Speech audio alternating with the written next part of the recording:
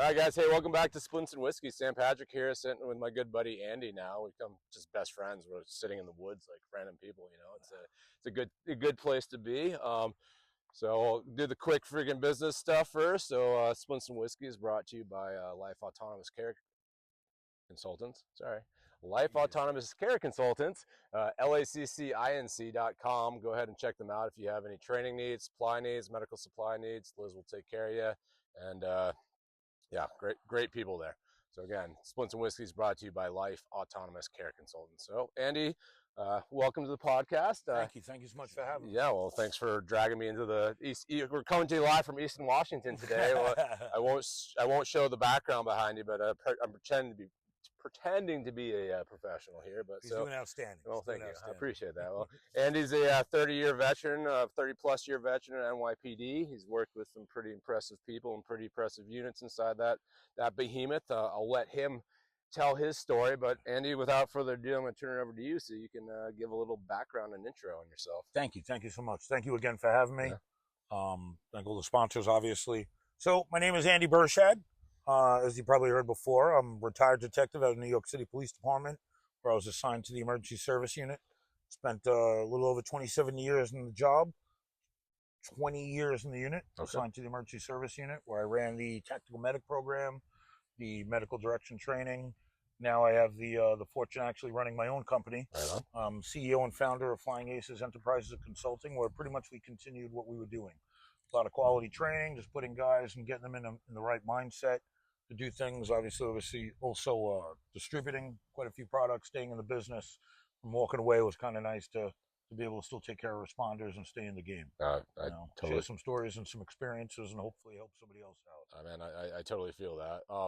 So I want to dive into like NYPD ESU Emergency Services Unit. It's one of those super unique units that exists in law enforcement. So like, not only are you guys, correct me if I'm wrong, but you're the traditional NYPD SWAT team. Yes. But also, what else do all you guys do?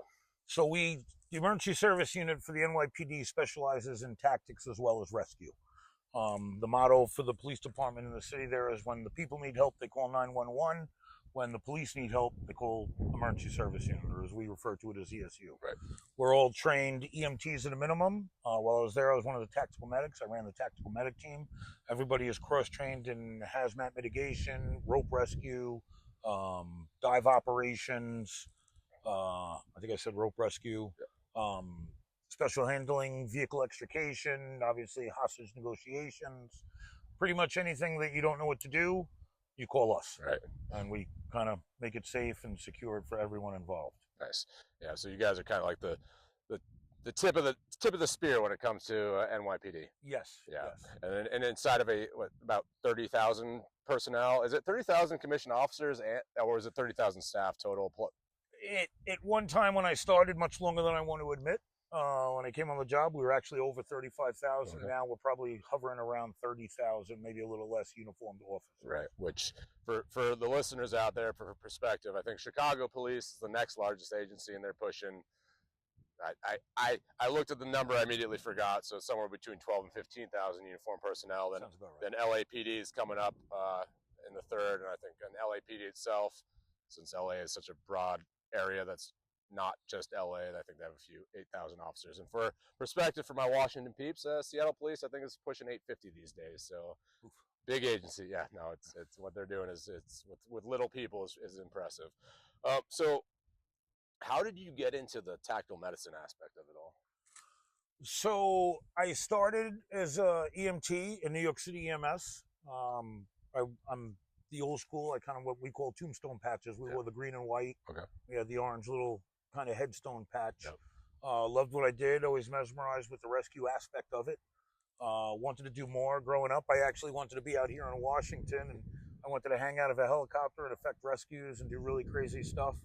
And didn't think it was something within reach for me. Right.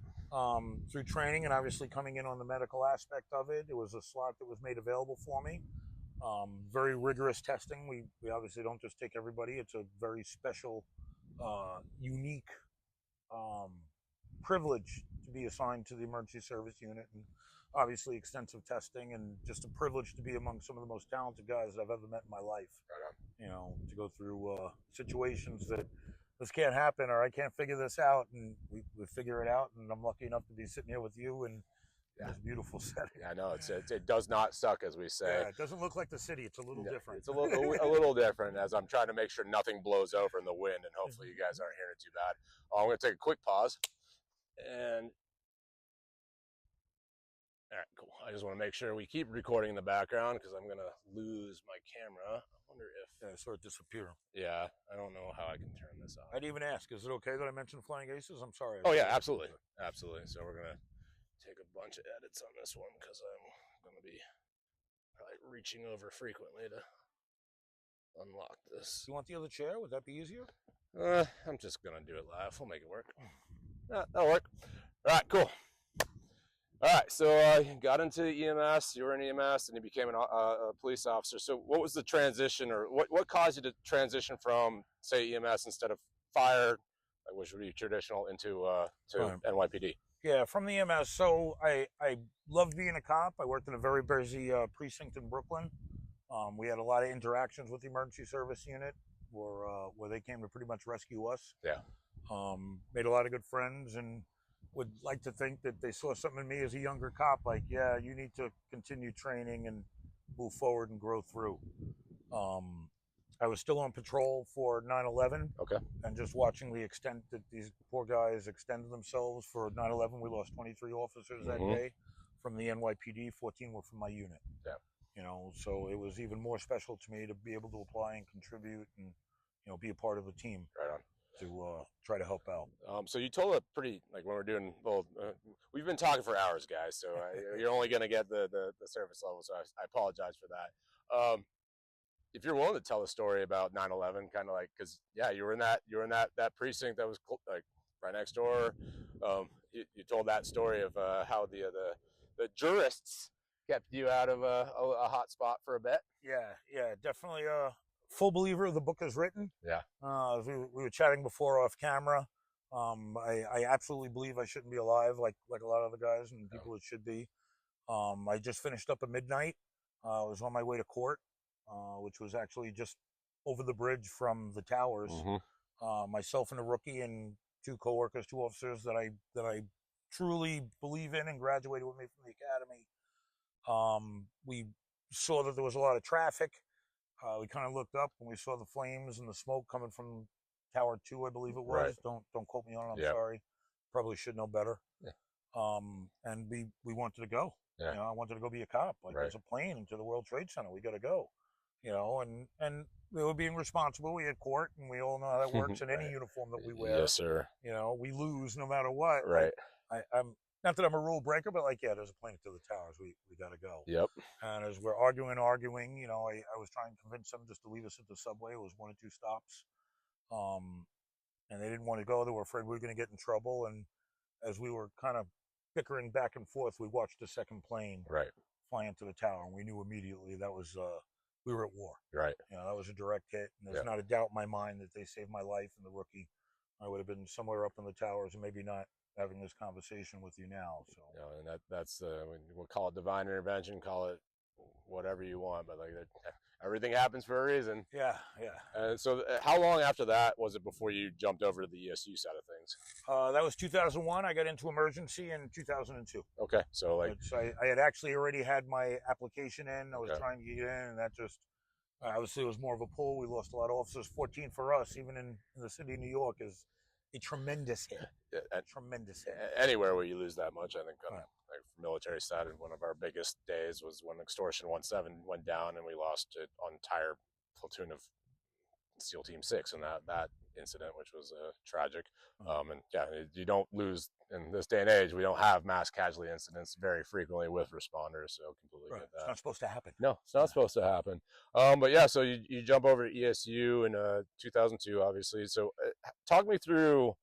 All right, what were you doing then? Because obviously, did you jump right into tactical medicine, or were you kind of still? You had to go through the traditional workup. Whenever we got into emergency service or ESU, they wouldn't just pick you up. You have to have something to offer to the unit. Right. Obviously, I had a strong medical background. They looked at me in the school about helping out with teaching and going through. During my years there, we kind of ended up assisting in creating the tactical medic team. Okay. Our big thing was being able to provide within, right. being within crime scenes, being on barricades, being on heavy jobs. And, you know, coming from EMS background, no detriment to EMS, but you got to be a little vetted. Yes. You know, yeah. And it's the guys just got to be comfortable and know and feel. And I was lucky enough to climb the ranks and take over the team and help supply and grow the team. Nice. You know, to a real comfortable level. So when you got there, did you guys have a TEMS unit, tactical EMS unit yet, or was that still building? It was talked about at best. Okay. We had a couple of bad jobs. One I was involved with actually as a patrol officer, where we had, I think there was 4 or 5 of our guys shot. Oh wow. You know, some pretty seriously, and EMS ran, which is what they're trained to do. Right. Yes. You know, we get out of it until it's secured, then we'll come in and, you know, we'll take care of everybody. Right.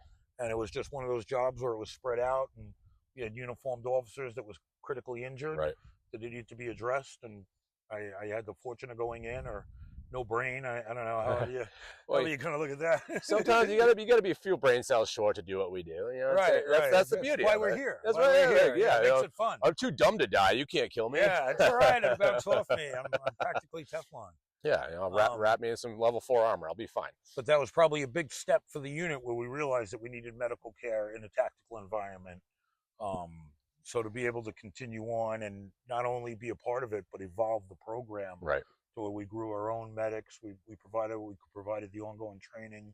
Obviously with medical direction, all legit, following EMS rules with New York City protocols. We weren't cowboys in any way, shape, or form. But just having, even in training evolutions, a lot of stuff we do, a lot of fast roping, a lot of rappelling. Yeah. I'm sure your fans and everybody out there will tell you how dangerous that can be. Yeah. You know, everything is fine until there's a problem. Yeah, exactly. You know, we definitely had some problems that went along. Right. So. And that's kind of like, we look at, like on the Army side, it's like, yeah, just have a medic. I'm like, we're not like superhero risk mitigators, guy. Like we can stopgap some stuff, but at the end of the day, it's like, I love how you see that across the board. It's like, yeah, the medics are here. It's fine. Just go for it. I'm like, all right, man, cool. Yeah, I don't have that cape that you guys think I have. I got a lot of hope in my aid bag, bud. I'll sprinkle my hope dust around and hope everything goes well. Yeah, it should be fine. Yeah, everything's fine. Yeah, so you got down there. So were you the one who actually stood up their tactical medic program then? I was a piece of it. Okay. I would love to take credit, not mine. Myself and my partner with Flying Aces now, Dennis Canale, is actually an active physician assistant. We're integral parts. We helped out at the medical training school. I would go back and teach and go back on a patrol, which I think was a huge thing for the guys too. You know, I'm not just up here teaching. I'm like, okay, see you out there tomorrow. Right. You know, I'll be in the mix with you. Yeah. We had a couple of guys and some powerful people that wouldn't let up on it, that really got the program up and going, and we were able to take those reins and take it to the next step. Right on. Growing our own medics within, training them within, our theory was you had to be an emergency cop first. You had to be a cop. Yes. I don't want to bring you in from the outside. Yep. You're still getting the training, but we already had it. It's easy to teach you the medical aspect. Right. Yeah, that's one thing we see out here. Like in this state, obviously police training is a weird dynamic, but like, hey, they can teach the curriculum. Like, well, they've never done the curriculum. Right. Like having someone who's done the damn job, teaching the job, and then also being on the road the entire time you're teaching the job is huge. So you started out with EMTs. When did you, like, because you guys have paramedics in the unit, right? Yes. Okay. Everyone in the unit is an EMT at a minimum. Okay. I trained everybody came through my school. Right on. You're a minimum unit, and you're going to know how to deal. Right. You know, whether it be for the civilians, for the cops. Obviously, we have our priorities. I don't want to sit here and have you guess mad at me. Yeah. You know, but there's a human that needs help, and the majority of my guys, probably 85% of them, will never see the inside of an ambulance again. Right. And I needed them to have the confidence to know that they could deal with. We were just sitting down and chatting, and now you got a hole in your chest. Yeah. You know, and it's a tough bridge. I'm sure a lot of you guys will say. And, Yeah. No, you know, it's not supposed to happen. Well, that's something too. Is like it's a weird dynamic, because like talking to some of my buddies from Seattle, like we live like, all right, we're in an urban environment. I can get to any level 1 in 15 minutes. Blah blah blah. Like, but then there's situations that happen, like here in Seattle, 2020 during the protests that were occurring then, like summer love. Yeah, summer love. It was a good summer love. We learned a lot. They went from being able to get to Harborview in minutes to like they had 6 hours. Like they literally lost mobility to the point where they're now doing or maintaining patients longer than most agencies ever will. You guys ever have any incidents in the city like that for you guys? Always trained for it, for something simple where you wouldn't expect it. I had multiple level ones, Right. within driving shop, but something as quickly as traffic can cripple you. Right. A barricade where we've had guys where we're pinned where we can't get out, and we're only on the 5th, 6th, 7th, 18th floor, Right. and we can't move guys through. Right. So then we'll have some of our extended medicine. Didn't really happen a lot, but again, like everything else, we train for stuff hoping we never have to use it or deal with it. Right.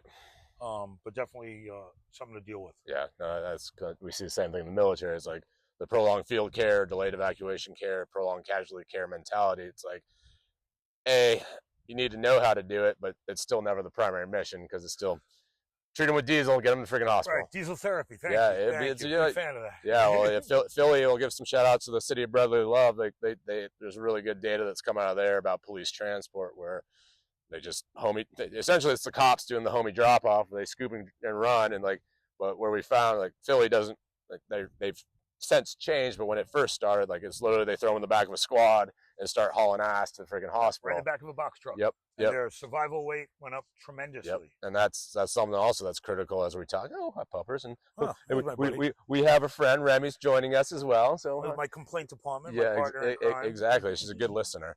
So she's going to listen to us. Like, are you guys still talking? Can I go take a nap yet? Treat pile. Yeah. So yeah, we've seen time and time again that a law enforcement based, either whether it's CASEVAC, whether it's True Medical, it goes it pays dividends. Right. The county that Flint, Michigan's in, we send medics up there to do hospital rotations. They're I think I don't want to misspeak, but I think their entire ALS entity, advanced life support entity, is run by the sheriff's department. So you actually have badge commissioned officers that are running the ALS. So there's no hot zone, warm zone. It's hey, cops are here, cops leave with the bus. Right. Yeah, so it's pretty. Did you guys I of course I'm a super nerd, so when I was doing some deep dive into ESG, I saw that you guys have ambulance rigs. Were you guys doing a lot of transport, or how were those the actual the true EMS rigs tied into the system? So we supported FDNY ran EMS.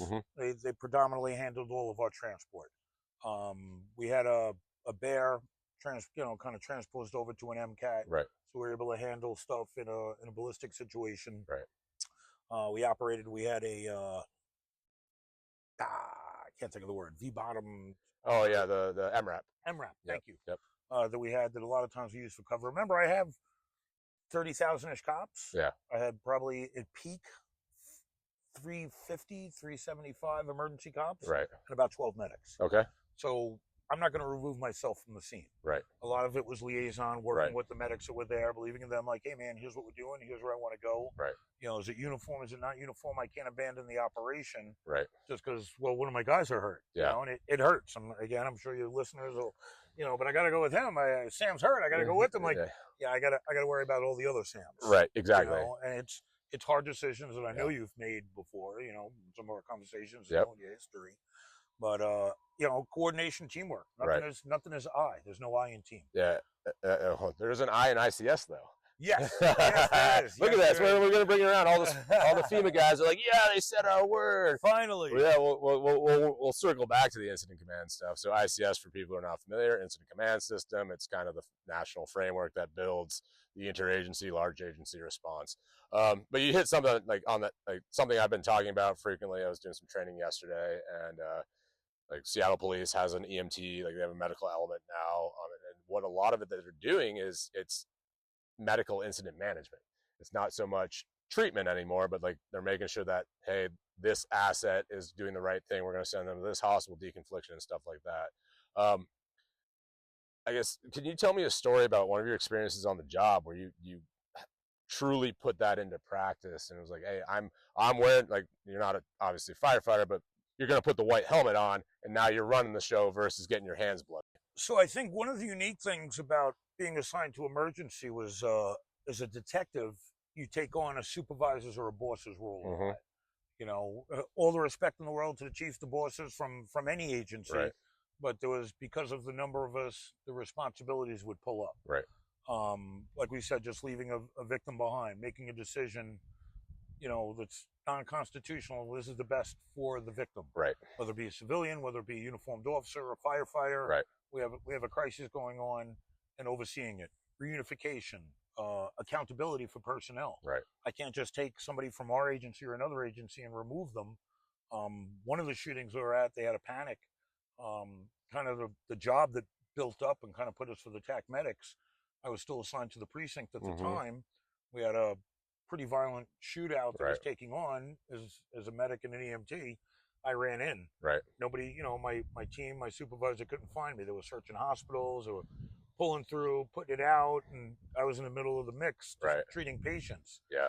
I'm not saying that's the right thing to do. It's accountability. Yeah. Do I know Andy's okay? Do I know Sam's okay? Right. And I caused a little chaos that I heard about for quite a few years. Yeah, sometimes the cops they never let it go. Yeah, they're a little hurtful. They have memories of elephants. Man, right? Amazing. You just that was 40 years ago, man. Let it go. I can't remember an anniversary, but you remember when I bought like a hybrid or I bought a bad beer. Yeah. We won't talk about the White Claws they're sitting on the can. Right. Those must be somebody else. Yeah, I don't know. Where are those sorority girls? I mean, they're hydrating. Leave me alone. I think the just to build on. So I was also part of FEMA New York. Yes. One. Yes. We did deploy, and even as a medic and a cop, I'm there in a different role. Right. And I think it's important to know your role, and it controls the control of the situation, especially in a disaster. Yes. To whatever level it may be. Right. We always offered our services. I usually deployed with a couple of the medics, but there were medics deployed. Like, hey, we're here to assist. Right. It's your show, it's your game. You tell me what you need. Yep. And even dealing with jobs as I deal with the street medics out, don't take control of my patient, my perpetrator. Right. What do you need? How can I assist? Yeah. Well, that's something about tactical EMS I was one of the beta tests for the tactical paramedic certification that's out there now. And the majority of it, there was trauma, there was other stuff, but like a lot of it was like, hey, medic, don't ruin a crime scene. Hey, what's the Fourth Amendment? And that's the one thing with medicine and law enforcement takes on another layer, because if law enforcement's there, it's an active crime scene.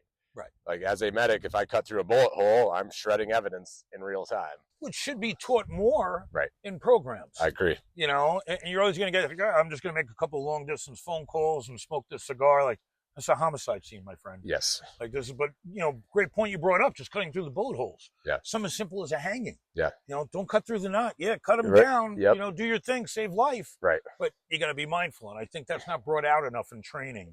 Unfortunately not. And that's something too. Actually, I had this discussion with a Forest Service deputy yesterday. He's like, he's like, all right, I'm on the scene, a snowmobile. It's the middle of winter in Washington. Dude's wearing a puffy onesie. Like, what's the level of exposure that's appropriate? Because like every time a fire cadet rolls up, they're like, make him naked. I'm like, bro, it's -10 and still snowing. Like, you're gonna kill him with hypothermia versus whatever broken bone he's dealing with. Yeah, right. Great job on the broken femur. Now you just sent him into shock. Yeah, don't worry about that. It's therapeutic broken femur hypothermia. It's a thing. We didn't know that, right? Right. I had no idea. So and then too, like we're gonna circle back to your company, Flying Aces, since you're essentially taking the foundation of all the stuff you took on the job, and now you're continuing to pay it forward. But I want to go back to the ESU, 350 guys, 12 medics. So like we all know that New York City is a mass. How many millions of people live there? I think during the day at high point it's around 8 to 9 million. Yeah. So you have a unit that's supporting 8 to 9 million. If you're working, you guys working 3 shifts? 3 shifts at any given time. There were 10 trucks in the city of New York, with pretty much 4 guys to a truck, maybe a hazmat unit. So you're looking at about any given tour, 25 to 30 guys, depending if the school was in session, that you had a little reserve to bring guys out. Right. And so that puts about 4 medics on the road at the time? Oh, God, no. If you had one, you were lucky. Oh, really? Okay. Yeah, you had one, you were lucky. And then we would pull it, depending on what the job was. We effected a lot of hoist rescues. We worked closely with aviation. So now you're pulling the medic out of the city. Right. We assisted Jersey City with an officer that was killed in the line of duty. Okay. And, everybody wants to go. You all want to go to a good job, but you got to be prepared for the other job that comes through. Right. They wanted me to go. Like, you got to go. I'm like, no, there's another medic there. I got to stay home and I got to watch the house. Yeah. Well, and it's and when you think about that, right? Maybe if I have one medic on shift with that 10 truck unit, 40, 50 guys on the road, like you truly are just like, I always joke that a platoon medic of the Army, you're just mom. You're there, honey, everything's fine. Honey, okay, let's go to the hospital. It'll be okay. Yeah, why don't you change your socks and put foot powder on? Just a thought. Just a little idea. Maybe you drink some water because we've been on this barricade for 12 hours now and you're looking droopy. Right. And guys will get mad at me, right? And that's a lot of it too, is the maintenance. Right. We keep talking about, well, I'm going to wait till you have a hole in you or do something. You know, I got a guy and we'd have like the project hallways and it's 400 degrees because it's out in the summer. Like, you're done. Yep. You're going to come in and you're getting a bag of fluid and we're going to rest through and we're all the toughest guys in the world. Right. No, I'm fine. Like, no, you're going into a battle unarmed. Right. You know, you've been working at midnight. You're on how many hours? You're holding a bunker on a door. You're in a heavy vest. Yep. You're not sweating anymore, or just for us to go through. And that was a lot of my battle when we were a new unit. Was arguing with the bosses. Yeah. You know, and again, blessed enough to have the experience and the power of the guys and the supervisors behind me. Like, I'm in charge. Yeah. You're in charge, but I'm in charge of his care. Yes. And I don't want him to get hurt or her to get hurt and make it worse. So, you know, and they would give me that, you know, and even the guys knew they believe in you. And that's important about the bond. Like, I'm not just telling you because I don't like Sam. I'm going to pull him off the door. I know we're going to make entry. He doesn't get the cool stuff. Get off that shield, bro. Yeah, I promise you, we won't make entry. We'll wait. Yeah, you know, unless he comes through, then I get no control. No problem. Hey, buddy, come on out. See, hey, negotiators, get him to come out now. Yeah, we solved it. We took Larry off the door. Sorry, Larry. Fucking Larry. Man, everything holds up. There was a lot of cops I ran through in my career. Like, I remember you. You cut up my uniform. You promised me a new jacket. Yeah. You know, we didn't get reimbursed. We didn't have that love. We got to go out and buy it ourselves. Well, that's the funny thing, man. Like, actually, funny story. I brought that up because, like, exposure of your patient. Like, there are people who will take great offense, especially like military. Bro, you cut my Patagonias, dude. Why did you do that? Those are my favorite pants. Like, and they're more pissed off about their pants. Like, dude, I saved your life. They're like, yeah, but I don't have my pants now. I'm like, all right, bro. You know what those pants cost? Yeah, I got a sewing machine. I'll fix them for you. Like, let's hear. Hold on, let me pull it out right now. I'll put a battery power. And great point. And I'm sorry for keep. You're good, man. That's what we do. I can't shut up. I think that's an important point that I used to do with the guys. And again, we're not in Washington. I was in a city in New York. Right. Whether it be extreme heat, you know, from a long-term job in a barricade, or just a cold out. We had a lot of extended stuff from the subways. We have an extensive subway system. Right. Yes. You know, and yes, that mentality, you know, trauma naked. Well, what about hypothermia? Right. You know, can you cut it and control it? Are you prepared to keep them warm? Yes. Do you have the, you know, the bags, the packages, a lot of the military stuff that we carried? Yep. You know, some as simple as tourniquets. I carried 8, 9 tourniquets. Yeah. You know, I'm not expecting problems, but you're going into it. Right. You know, when you're taking on that role, you need to be prepared and oversee your guys. Blessed, I had an entire unit of EMTs that I trained. Right. Yes. You know, or at least once I got there. Right. But no, you got to look at that other step. Yeah. I think that's important and sets you above. Well, that's like we talked a little bit about the fire service often. I made a joke. All my fire service captains or the chiefs out there. The safety officer is not the most important person on the call, but man, he's got a lot of sway on you guys. Yeah, so a lot of weight. Yeah. So you were kind of like, it sounds like your role was essentially like you're the safety officer, for lack of a better term, or were you the designated safety officer on some of these call outs? Or did you have that designation, or was it just de facto? It wasn't. Yeah, I guess de facto.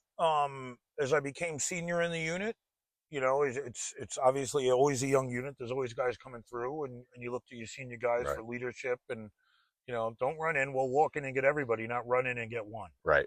I think a lot of it is them believing in you as a provider, as a fellow responder. To know that you're not just like, no, don't do that because that's not cool. Like, no, it's not cool because of this. Yeah. You know, there's even when I did a lot of my training, like, well, this is going to happen, you know, like, well, he's still shocky and his tack is still high, like, but there's no holes. Like, then you miss something. Yeah, you miss something, and bleeding doesn't always come outside the body. Right. Weird. Yeah, what are the odds? You know? Yeah, like, oh, wait, is he sick or not sick? Okay, if he's sick, why aren't we going yet, bud?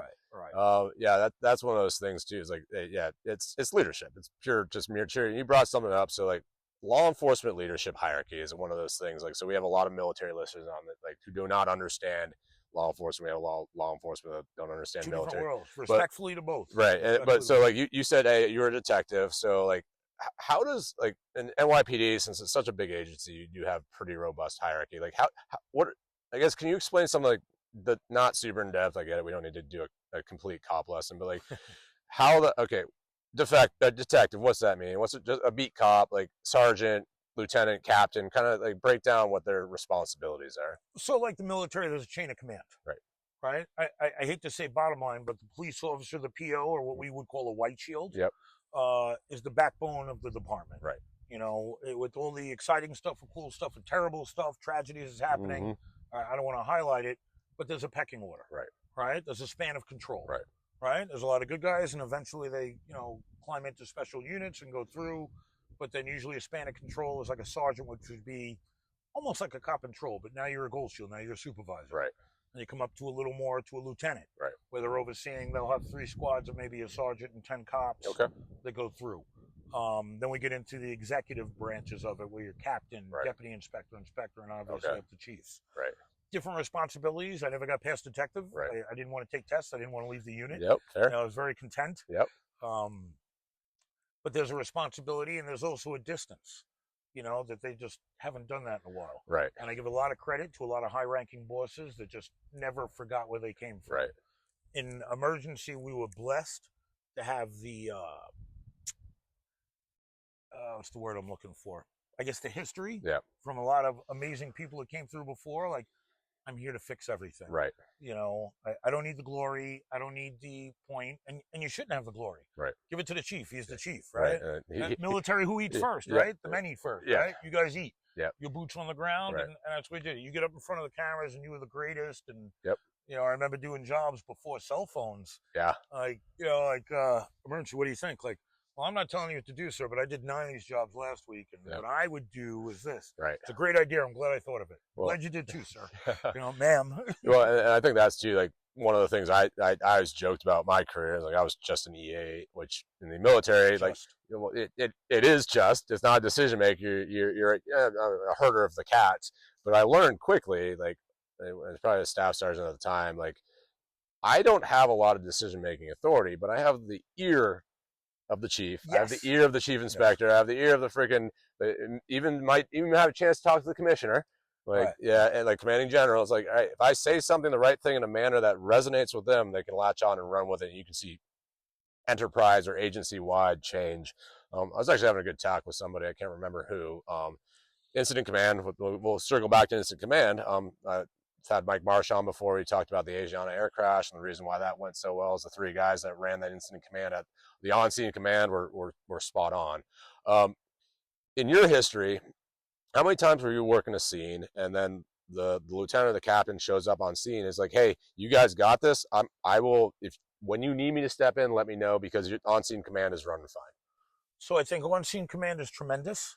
I absolutely agree. I've seen jobs go terrible because of it. Mm-hmm. But you even got talented guys and gals that are trying to mitigate the job. Right.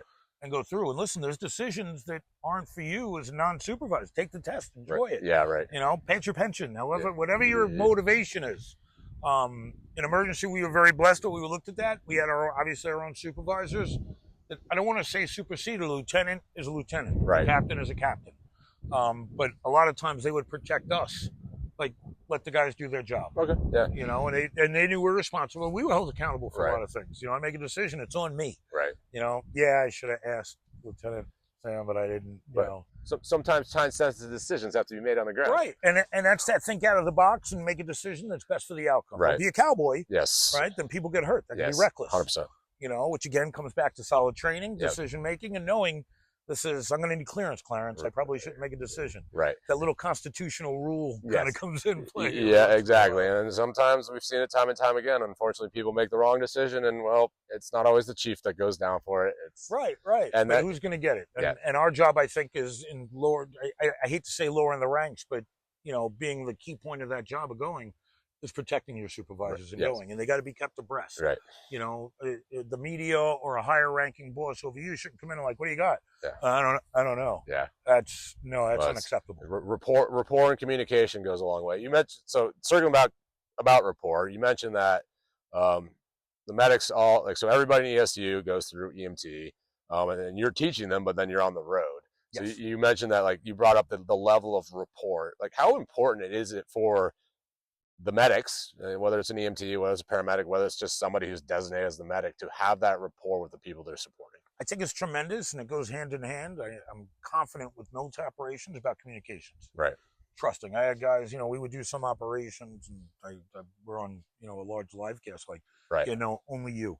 You know, my partner actually, Dennis, he's an active physician assistant. Mm-hmm. We got picked by the feds. We had a whole operation with, you know, all the special operations Yep. division. Whatever happened on the, you know, the chief level that I'm nowhere near, Right. everything was scrapped. But yeah, no, Andy and Dennis, you're coming with us. Right.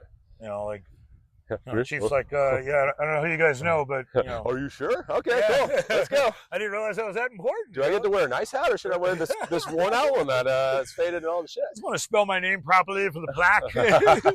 It was actually it was a federal job. It was a device that was planted that we were doing a warrant for that had injured a cop severely. Okay. And it was leaning towards a terrorist attack. So it was a privilege, you know, to be isolated and looked. And again, report. You know, Right. we did a lot of training with different agencies, and to have that trust. Yeah. You know, you turn around, you be on a stack, and I'm sure you've had it. Like, kind of turn around, I always turn to my students, you know, be that guy. Ooh, Andy's here. Yeah. Not, ooh, Andy's here. Oh, yeah. No, oh, and it's funny you bring that up. We've had some recent incidents on the national defense front, and I've had that where, like, dude, why'd you guys send this guy?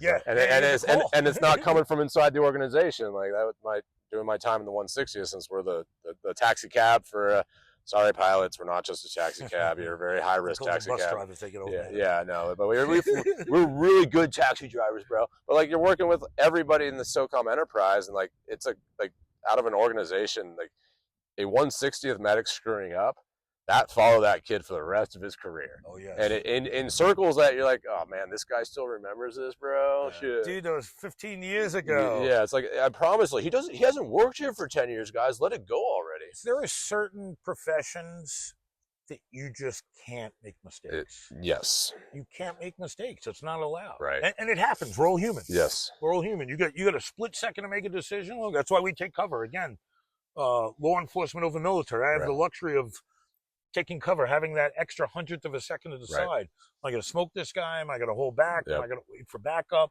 Let me make that decision. You know, and time slows down. It's great. Right. You know, I had an old sergeant teach me years ago, if you have to think about shooting, you shouldn't shoot. Yes. All right? I always thought that and kind of weighed that through. Like, you fall back on your training. Yeah. I don't mean to harp on it. Obviously, I love training. I did it for years. Right. And, you know, an elite unit, but it makes a difference in operations. That's since we do talk about training a lot, we'll get to that.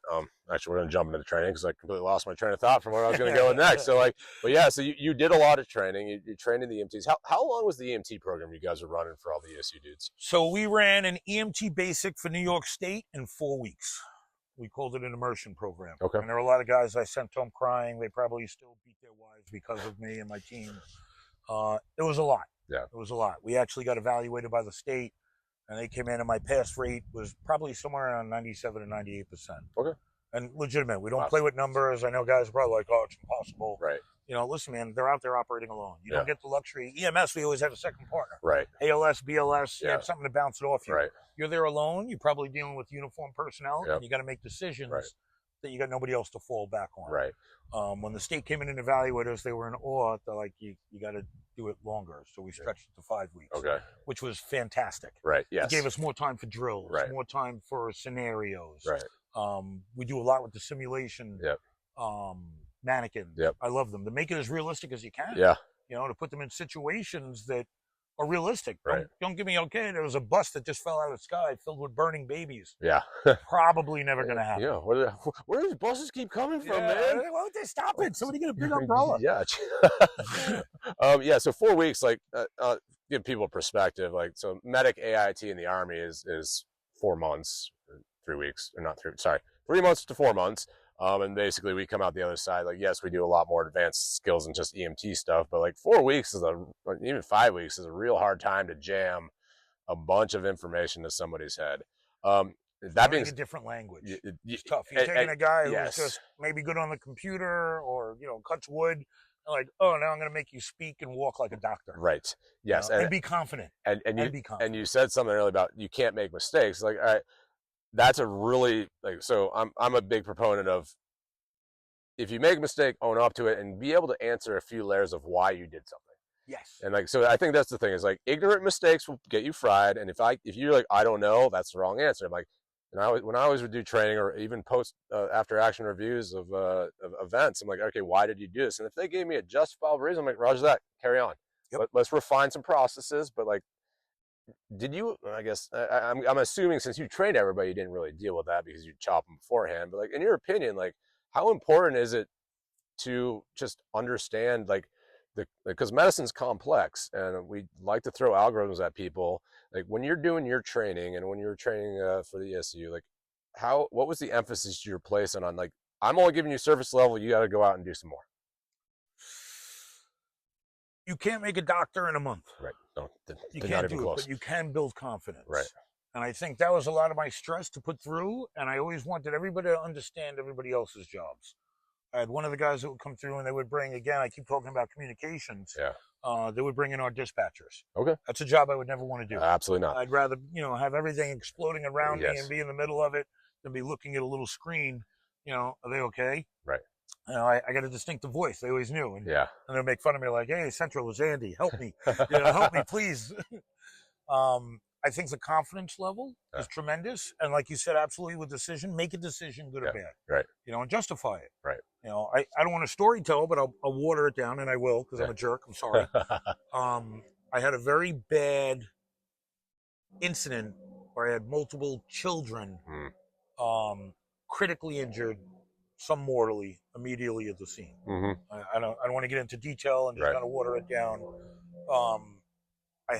When I arrived at the scene, I was in, the ESU truck, still operate as a medic, and I don't care if there's people, like, I got help, I can help you. Yeah. I had my guy screaming, like, ooh, this is bad. These are hardcore killers that are screaming. You got a kid, I don't care how long you're doing this. You worry, and we joked about it before, and I joked. Yeah. Everything is okay until it doesn't bother you. Right. We're human beings. We forget that. Yes. I had one of the kids that were critically injured. I kind of did a quick triage, and I felt I could do this. I ended up needle decompressing him, trying to get him through. I got a heart rate back. Yep. I'm in the city of New York. I'm not here. We were talking about some of the transport times, and God bless you guys. Yeah. I had to make a decision. Do I want to go across town to the level 1 trauma center, which is great, Bellevue, if you're in New York, I heard of it, I'm sure. Right. Heard of Bellevue, or another level 2 on a weekday during the day that was a little closer, but are they going to have the capabilities? Right. Bellevue is one of those, if I get shot, take me there. Right. I made a decision. I got the heart rate back. Actually, EMS came. They kind of froze up a little bit. Somebody's got to go. It's human. Right. It's totally fine. Yeah, I'm not 100%. Throwing stones at anybody. Nope. Drag out my story longer. We got a heart rate back. I ended up going to the closer hospital. I wanted to stabilize the child out more before we did the further transport and potentially get lost. It wasn't close enough for an airlift. Right. We lost a kid again. Turned out his parents were EMS providers, and the kid ended up expiring in the ER. Probably about 15 to 20 years ago. It still haunts me. Yeah. Did I make the wrong decision? Should I have went there? Right. Did I go and the right decision? I do totally believe I made the right decision at the right time for that case, and it probably would have ended that way. But we don't get into this business. And that's another thing too. Like, since you brought it up, the what if, like, I can go back to my career and like everything. Like, I've only have like truly, when I look at what I did, there's like only really one patient I ever had who was a true what if, and that, like, my ignorance was a blind spot, and I quickly got in the books and learned some shit about antibiotics. And because if you don't learn from the I don't know mistakes from your situations, lessons learned. Right. Then you're not bright. Yeah. But it's like, that's never going to happen again. No. And I think that's true. It's like, and talking about kids, like, kids are one of the hardest patient populations. Like, I bless our pediatricians. Yes, anybody who works in a pediatric trauma center, like, hats off to you guys. Like, God, yes. It's a hard thing to deal with when you have somebody who is, and I think that's the thing with trauma, like trauma in general, trauma medicine, like, it's people that should not be dying that day that we're going to try to bring back from freaking. And you can't save everybody. No. And that's a hard pill to swallow. That is one of the most important lessons I ever learned too, because like you can, what you get taught in medical school, you can save everybody. Right. Like, here's your coupon. Nobody's going to die. Yeah, exactly. It's outstanding. And then that's the first, I still remember this day, I got in a casualty. It was a gift brought by one of our next door countries we were working with. And I had to go get a body bag instead of my aid bag.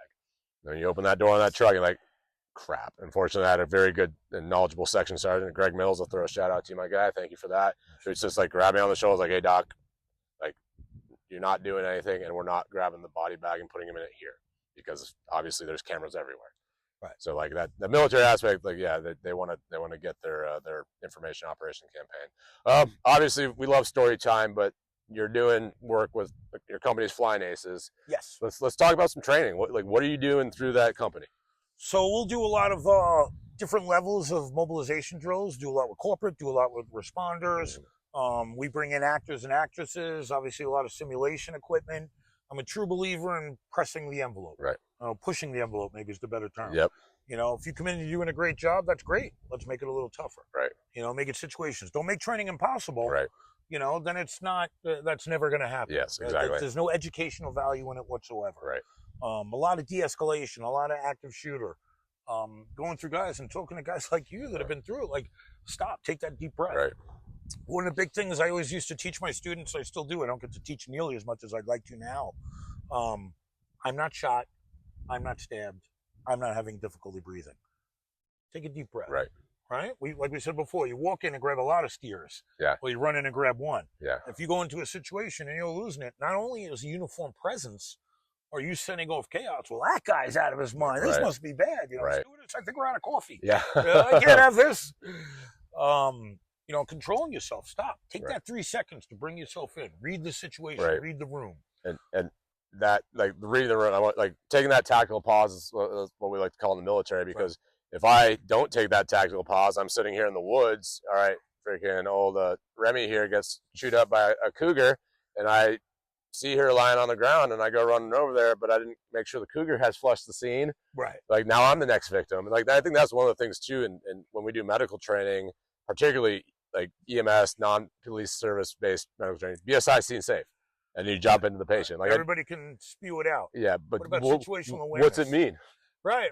Oh, I just had to say that so I could pass my test, so I could go out. Yeah, no. Yeah. Believe in what you do what you believe. Right. Like we said, do what I made a decision. Whether it was right or wrong, this is why I made that decision. Yeah. And I think that's critical.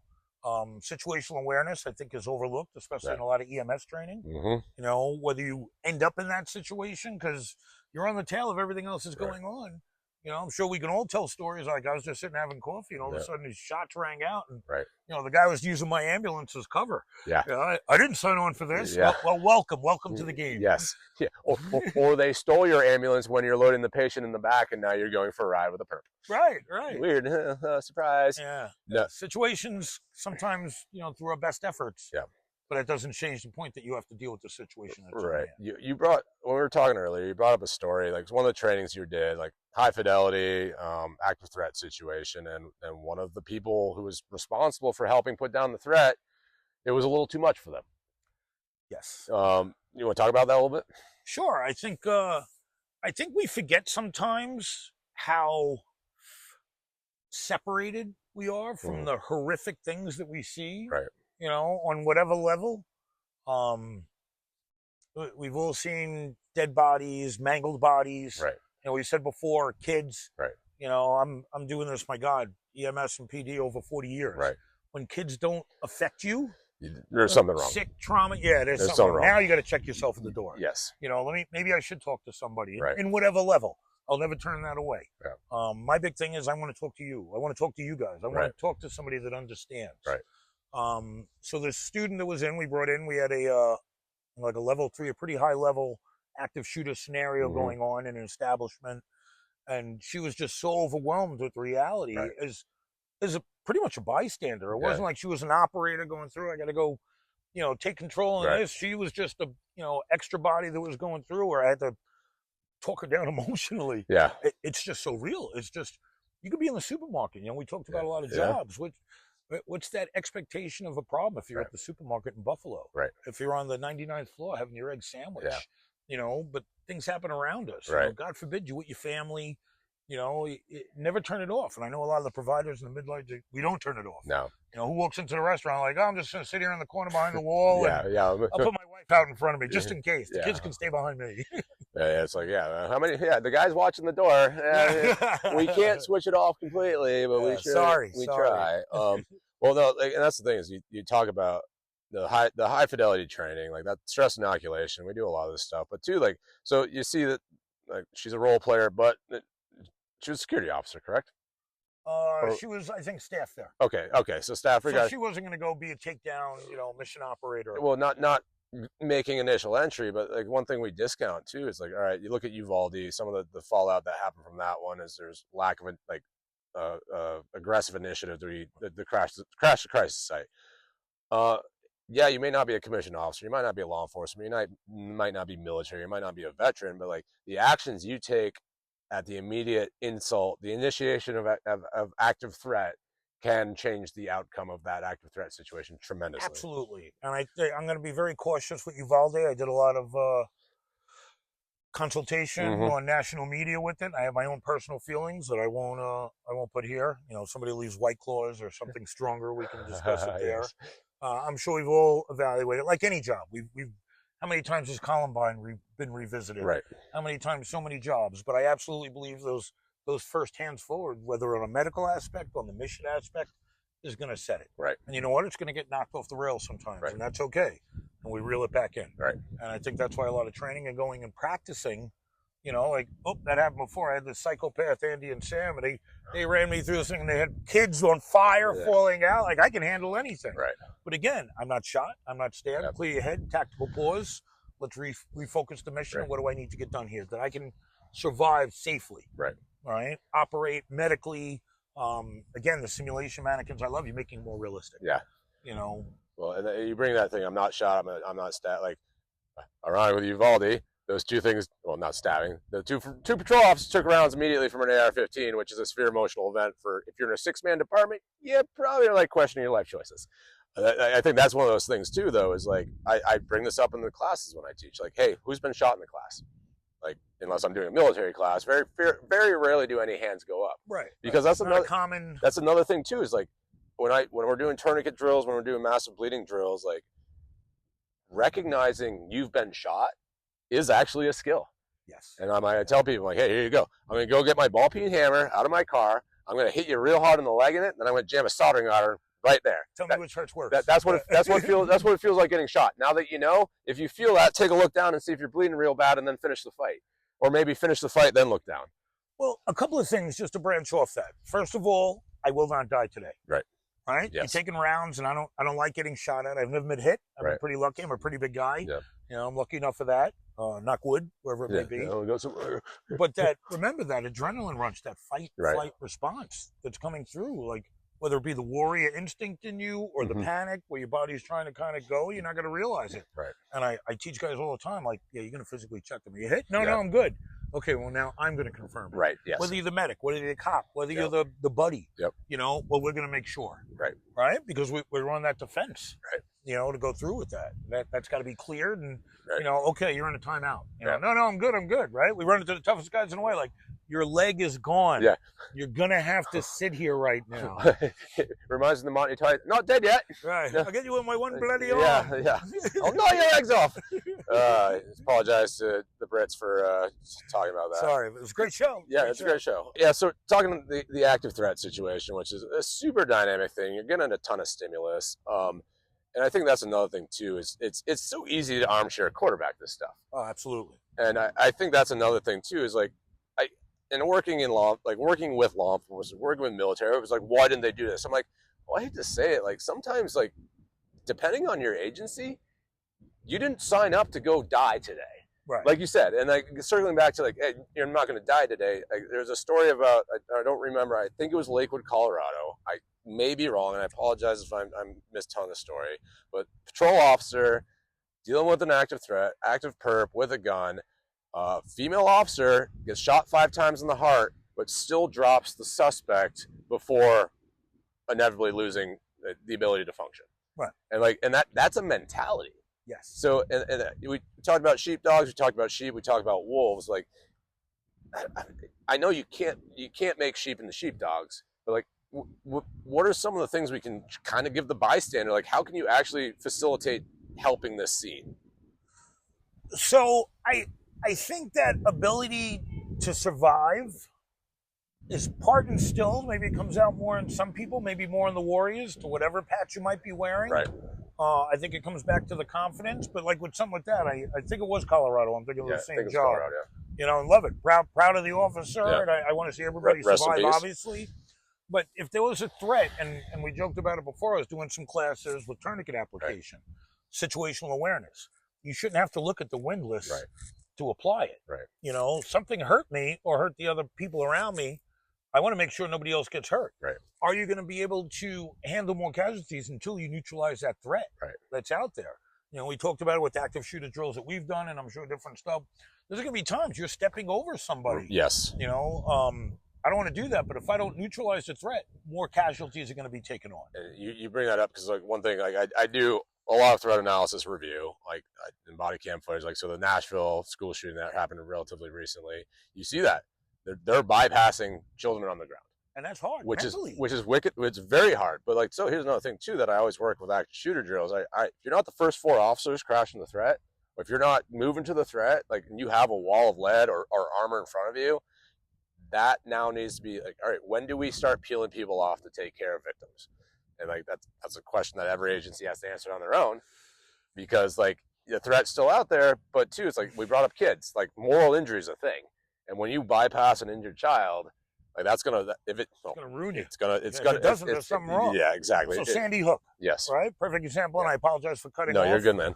I spoke with some of the medics and some of the responders that were there, and obviously the overrun of the kids grabbing their ankles. I'm a medic, right? Or I'm EMS. You know, I'm coming through. I fix people. You guys, you crazy cops, you go do what you got to do. I got an injured here. They were grabbing their ankles as they were going by. Yeah. Like, help me. So now you got to get that instant mindset of, oh, I got to pull my ankle away from some kid that's dying that I know is seriously injured. Right. We haven't assessed them. We haven't done a triage. I'm attached to the cops. And I think, again, that communication and that constant training, you know, I'll put guys through training points where I'll have EMS attached to the force protection team moving through. Okay, EMS, you got 15 seconds. We're moving with or without you. But I got to control this, and I got to get vitals, and I got 10 seconds. Yeah. You know, we're moving as a unit. Right. And that's a tough mindset that needs to be continued with training. And but I can say this, I want to be that one difference. You know, nobody wants anybody to die. Right through the bad guy. Yeah. Right? You're still a human being. Yes. You know, like, maybe there's a couple of bumps, but I won't say that. We won't talk about that. Yeah, we won't talk about that. But you're still a human being. You know, we talked about that before. My guys knew they were responsible. Like, you're engaged in a shooting, that's still a human being. Yeah. And you know, I was saying, we said it before, that's somebody's mother, somebody's brother. Did they make a bad decision? One last story, and not to go story times. You're good, my guy. We had a bad, I know it's a famous killing. We had a housekeeper or, like, you know, caregiver annihilate some young children. She was like the nanny for the family. They were like a major network producer at some level with that. It looked like a Charles Manson scene. I had responded over in PD, you know, going, and I'm watching cops come out, like, destroyed, like, oh, whatever's going on there is pretty bad. EMS was already up there. They had the kids that were already deceased. You know, clearly it was pretty traumatic injury. They realized I got there, and they're like, Andy, you know, we're going with the kids. You know, go play medic in there. We get the perp on the floor, you know, perps in the back, perps in the back. I go heading to the back. I got like a neck wound to a subject. Right. And now everybody's kind of yelling, that's the perp. She did this to this kids. And when you glanced into the bathroom, you could see these kids obviously battled for their life. You know, it was a pretty horrific scene. So what runs through your mind naturally? I'm just going to put my boot on this person that did this to these children, and everybody's fine. Right. You don't get to pay judge and jury. Nope. Right. And everybody's like, yeah, put the boot, choke them out. That's it. That's all they get. I'm like, okay, now change the scenario like that. She was the nanny, was a domestic. And she was trying to protect the kids to somebody else to do it. You're not judging jury. No, and I think that's the thing. Like, we are a nation of laws. Sorry, friends. That's the way the justice systems work. It's an imperfect system, but it is what it is. And, like, to be fair, when you play judge, jury, executioner, like, the moral injury that follows you with that, like, I don't recommend it to you, friends. I personally have never dealt with it, but I know plenty of people who have, and now they're dealing with that. It can be tough. I ended up saving her life. I made the front page of the paper on it. And, you know, to follow up in court, probably one of the most evil people I've ever met and faced in my lifetime. You know, it is a 40-year provider. Yeah, that's crazy. You know, and the story just gets crazier as, you know, we get the plans, we get that backstory rolled through. But just... man, it's tough. And then you're going to have guys egging you on. You know, no, kill her. No, don't take that. Don't. Stop. You're not shot. You're not stabbed. You're not even difficult. Stop and take that tactical pause. Stop and take that breath. What's the right thing? Don't make determination here. How many good guys have made a snap bad decision that's affected them for the rest of life? And then we talked about third and fourth order effects. Like, all right, like, well, the best case, I'm not gonna say the best case scenario is they only hurt themselves. Right. But we hope, not that we hope. No, but... yeah, like, but like with that kind of emotional, moral injury fallout, like the best case scenario is only one person has to carry that baggage. That's not the truth, though. Their entire family pays. Their family, yeah, right. It's every time I went on patrol, my wife went on patrol, my kids went on patrol. Yep. You know, and you do the best, and you made it best before. You're in this dynamic situation, and like, oh no, I just got to change the diaper. Come on, I'm going to take the kids and go get ice cream. I'm like, I was just cleaning up brains. Yeah, like, exactly. And it's tough to set apart. Yeah. And just for me, and I'll always talk about that, I think there's been too many self-inflicted injuries from guys that carry this burden. Don't be afraid to talk. Yeah. Don't be afraid to open up. That's, you know, to whatever level it is, whether it be a critical, stress team debriefing. I like talking to other providers. Yes. That's just my thing. I'm the same way. I don't care which way you go with it, but don't carry that burden. Yeah. Don't scar yourself that it just grows over years. And that's incredibly pertinent in my life right now with some incidents that have recently happened. And I always, like, that's one of my big things. I'm super open about some of my struggles, and it's therapeutic to me as well. But like, I always tell people, like, you gotta have, when you hit that acute crisis, you figure out what works for you. Figure out what works for me might not work for you, but like, like have a safety net. Like I joke, not joke, I guess what the saying is, like, if you're in a flat spin in a fighter jet, be able to reach the ejection handle, know how hard it is to get your hands to come in and freaking get that handle. So we are running up on time here, Andy. I appreciate you sitting down with me. So like, finish it up with 5 minutes if you want to. Got a plug for anything, or you want to talk about what you're doing with Flying Aces, or just want to tell one more story before we sign off? I told 2 more stories. You only give me 7 hours. I don't want to hold your viewers that long. Yeah, I know. I mean, we can do a whole mini series for you, my guy. So first of all, thank you for having me. My pleasure, thank you for having me on the show. We've had a good time. We've had a lot of conversation here, obviously. Privileged to be in your presence and go through. The pleasure is mine, sir. You're the legend. I'm just the guy with chairs and a random camera in the woods. No, just a crazy guy with a lot of stories and situations, like all of us, I'm sure. Right. Like I said, blessed to be able to run Flying Aces. If you get a chance, Flying Aces, enterprisesandconsulting.com, my cheap shameless plug. There you go, bud. To go through, we've branched out into from having the history and having amazing guys like you come up and instruct and go through and believe in it. Just because the instructor says something doesn't mean that it's God. Right. Believe in them and believe what they're saying. And if you're unsure, ask, well, why? Yeah. You know, I used to teach my students that all the time. And, you know, I felt bad for them. I give a cardiology lecture, you know, and a lot of kids were crying, and you know, I don't know what just happened to me.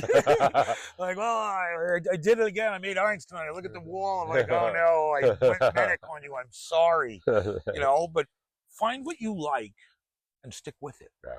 You know, that was one of the things. When I got into emergency, there was so many lanes, you know, and I had medical locked down. Like, find something else that you can contribute to. Yeah. I dove into hazmat. I'm like, well, I don't know a lot about hazmat. How can I contribute? How can I mix that more with the medical aspect? Don't stop training. I know that sounds like a shameless plug, but you're not going to think when you get pushed to that situation, whether you're in the supermarket with your family, a movie theater with your significant other, or in uniform, in a situation where the job's running away from you. Right. And obviously we all say, well, that's not acceptable. I won't let that happen. That's a great story. I was supposed to be tall, blonde, and skinny. Yeah. See how that worked out for me. Believe in yourself. Yeah. You know, believe in yourself, have the confidence, and know if you screwed up, clean up. There's a team effort. Yeah. Nobody is that amazing. Nobody is that amazing. That's damn true. Build your support network to your left and your right, because they're going to hold you up in the darkest times. Yep. Well, Andy, thanks again, my guy. Appreciate you coming out. Thank you for this. I appreciate you. Appreciate you taking the time. Thank you so much. And again, guys, last shameless plug from my end, LACCINC.com. Check them out. Life Autonomous Care Consultants. They're the ones powering this, so I can drive around randomly and interview random people in the woods who have like, hey, there's a New York cop in the woods of Washington. All right, let's go have a chat. What are the odds? What could happen? What are the odds? Nothing. All right, guys. Again, thanks a lot. Stay frosty out there. Flying Aces. Yeah, Flying Aces. Check them out. Enterprise Consulting. Shameless plug. Thank you, everyone. Be safe. We'll throw it on the we'll throw all Andy's information here on the end of the podcast, and I'll be on those socials. All right, guys. Keep it real. Stay safe out there. See you now. Thank you.